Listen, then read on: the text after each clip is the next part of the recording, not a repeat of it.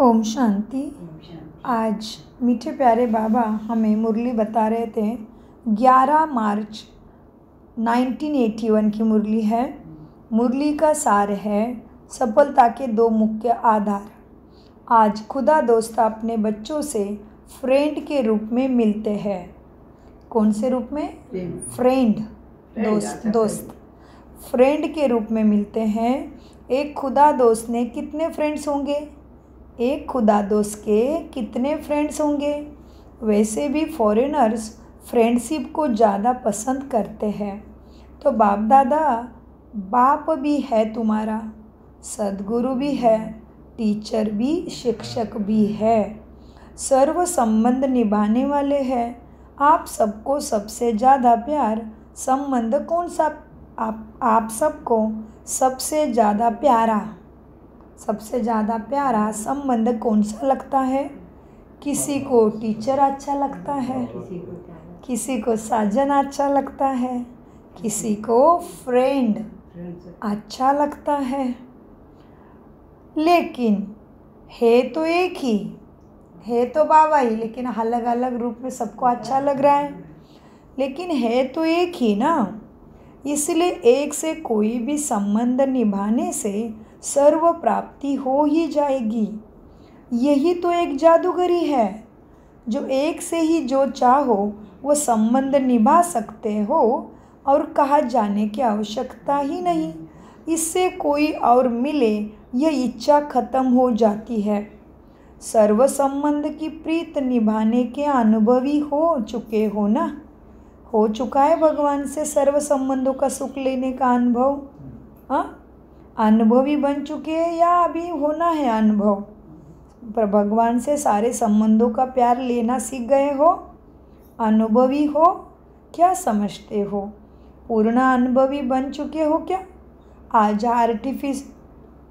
आज बाबा ऑफिशियल मुरली चलाने नहीं आए हैं।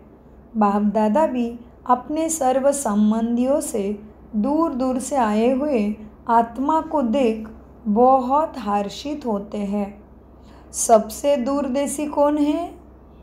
आप तो फिर भी साकार लोक से आए हो बाबा के पास। बाप दादा कहाँ से आया है?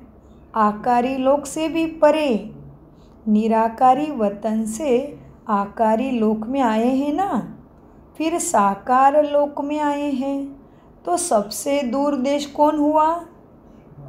बाबा हुआ। तो सबसे दूरदेशी बाप हुआ या आप हुए? बाप हो गया। इस लोक के हिसाब से जो सबसे ज़्यादा दूर से आया है उन्हों को भी बाप दादा स्नेह से मुबारक भी देते हैं। बच्चों में भी जो ज़्यादा दूर के देश से आया है उसको भी मुबारक। लेकिन सबसे ज़्यादा दूर से कौन आया? बाप आया है। सबसे दूर से आने वाले फिर बच्चे हाथ उठाओ। जितना दूर से आए हो, जितना माइल चलकर आए हो, उतने माइल से पदम गुना आपके भाग्य में ऐड करके मुबारक बाबा से स्वीकार करो।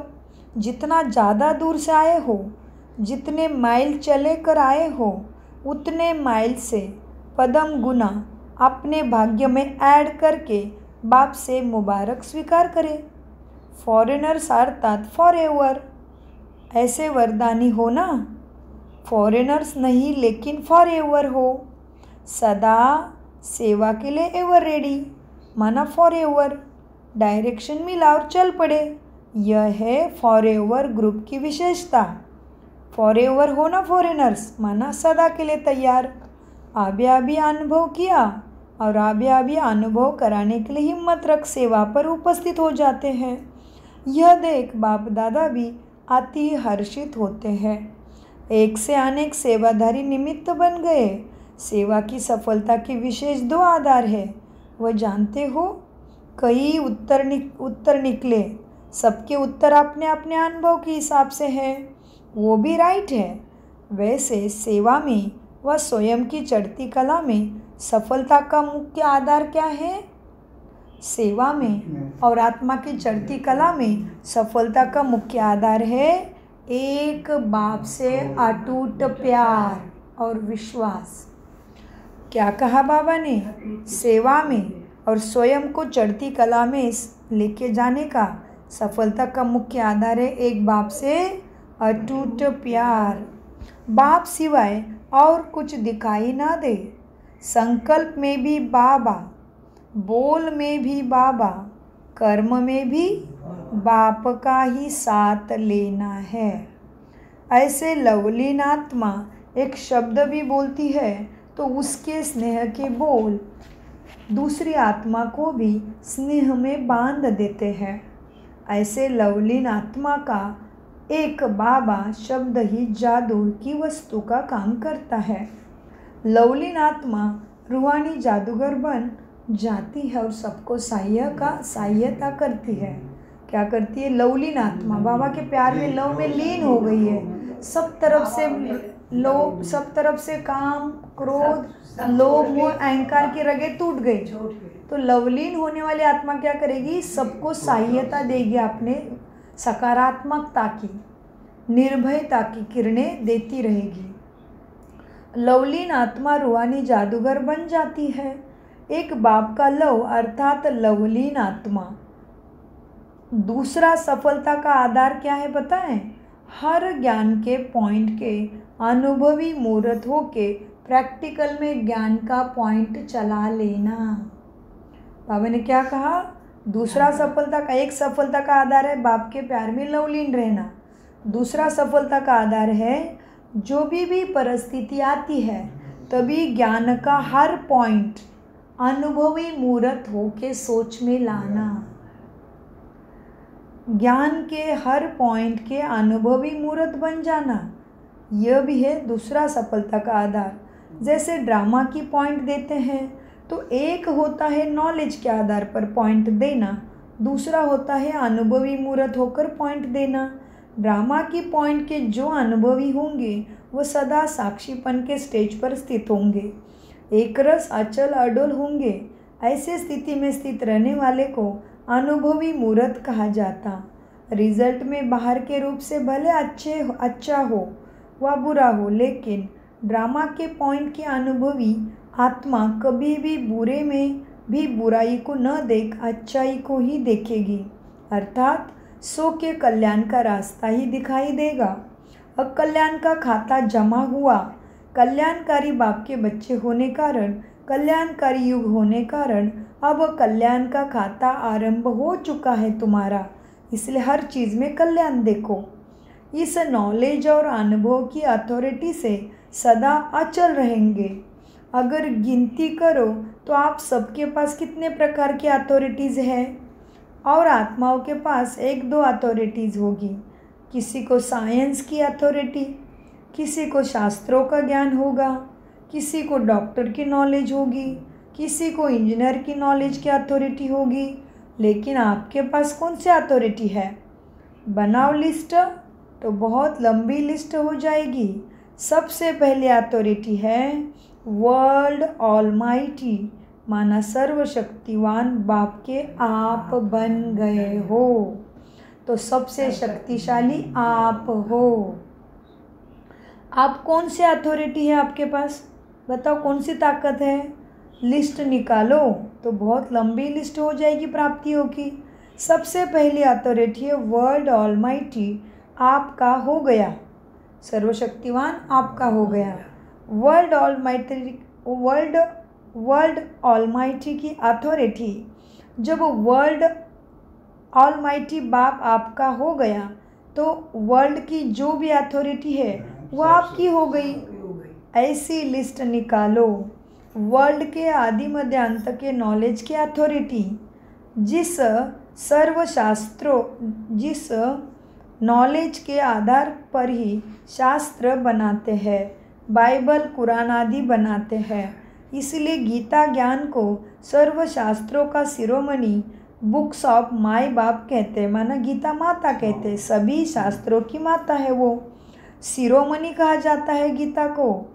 डायरेक्ट गीता कौन सुना रहा है? आज साकार मुरली में भी आया ना, तो बाबा कहते हैं डायरेक्ट गीता कौन सुना रहा है? बाबा सुना रहा है ना।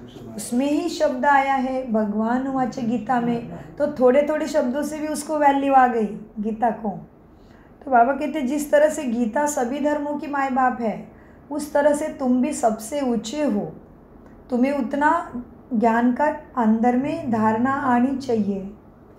तो बाबा कहते ज्ञान के, बाबा के प्यार का, बाबा की शक्ति का और बाबा के ज्ञान का अनुभव करना पड़ेगा। परिस्थिति आती तभी उसको यूज़ करेंगे, तभी अनुभव आएगा। अरे ये चीज़ मैंने ऐसे ऐसे सोची, देखो ठीक हो गई, ऐसे अनुभव। तो अनुभव ही मूर्त बनना है ना। तो इसलिए बाबा कहते बच्चे, वर्ल्ड के आदि मध्य अंत के नॉलेज की अथॉरिटी, जिस नॉलेज के यादगार शास्त्र बाइबल व कुरान आदि सब है, इसलिए गीता ज्ञान को सर्वशास्त्रों का बुक या माई बाप कहते हैं, शिरोमणि कहा जाता है। डायरेक्ट गीता कौन सुन रहा है तो अथॉरिटी हो गई ना। इस प्रकार सर्व धर्मों से नंबर 1 धर्म किसका है? ब्राह्मणों का। आपके ब्राह्मण धर्म का ही सब धर्म पैदा होते हैं। आप ब्राह्मण धर्म से ही सब धर्म पैदा होते हैं। ब्राह्मण धर्म तना है ना। और भी इस धर्म की विशेषता है, ब्राह्मण धर्म डायरेक्ट परमपिता परमात्मा ने स्थापन किया हुआ है। और धर्म पिताएँ क्या करते हैं? अपना धर्म स्थापन करते हैं।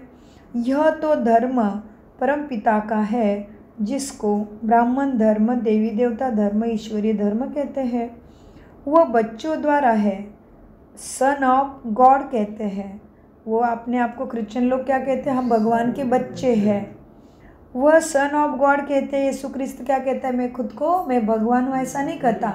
वो कहता है मैं सन ऑफ गॉड हूँ, मैं भगवान हूँ ऐसे कभी नहीं कहा, लेकिन समझने वाले ने गलती किया। सन ऑफ, वह बच्चों द्वारा सन ऑफ गॉड कहते हैं।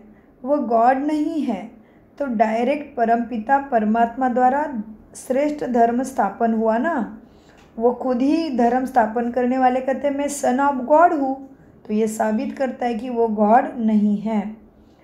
डायरेक्ट परमपिता परमात्मा द्वारा धर्म स्थापन हुआ, उस धर्म की अथॉरिटी हो। आदि पिता ब्रह्मा के डायरेक्ट तुम बच्चे मुख्य वंशावली अथॉरिटी वाले हो गए ना। सर्वश्रेष्ठ कर्म के प्रैक्टिकल जीवन की अथॉरिटी हो। श्रेष्ठ कर्म के प्रारब्ध विश्व के अखंड राज्य के अधिकार की अथॉरिटी तुम्हारे पास हो। भक्तों की पूजा की अथॉरिटी हो। ऐसे और भी लिस्ट निकालो तो बहुत निकलेगा कि तुम कितने बड़े अथॉरिटी वाले हो। समझो आप कितने बड़े अथॉरिटी वाले हो। भक्तों के पूज्य की अथॉरिटी हो। भक्तों के पूज्य की अथॉरिटी हो। ऐसे और भी लिस्ट निकालो तो बहुत लंबी निकलेगी कि तुम कितने श्रेष्ठ हो। भक्त भी तुम्हारी पूजा करते हैं ना। समझा आप कितने बड़े अथॉरिटी हो। ऐसे अथॉरिटी वालों को बाप भी नमस्ते करते हैं।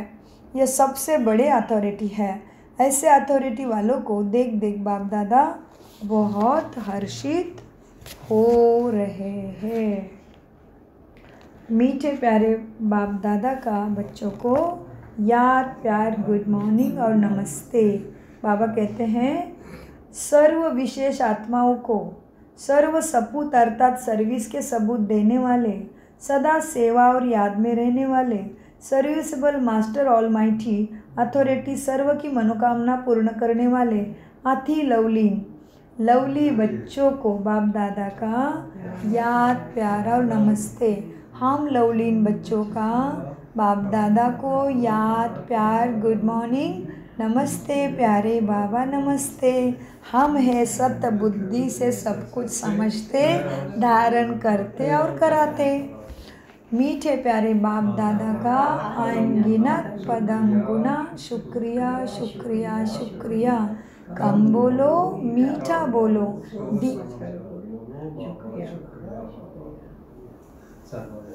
बाबा सदा याद है। बहुत ही बढ़िया।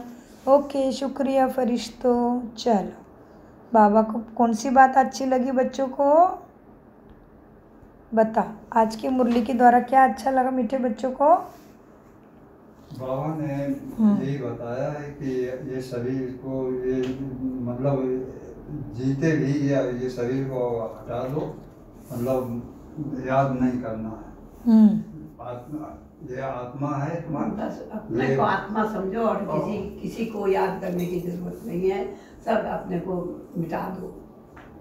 तो उस तरफ बीती हुई बातों को भुला दो। मतलब कभी मतलब सोचना नहीं है कि तो हम बाबा को अर्पण हो जाएंगे, बाबा को मतलब स्वीकार कर देंगे बाबा हमको। हम विकारों में फंसेंगे तो फिर बाबा के पास पहुंच नहीं सकते। नहीं पहुंच सकते। बहुत अच्छा। और साकार मुरली में क्या क्या याद है? साकार में भी यही चीज़ है, बाबा का ही है कि बाबा को पद चिन्हों पे ही बाबा के चलना है। सब जो भी कुछ है बाबा को ध्यान करते हुए उनका काम करना है। सारे काम को अपने मन बुद्धि सबको बाबा में लगाना है। ओके, बहुत अच्छा। ठीक है, चलो अभी बाबा को याद कर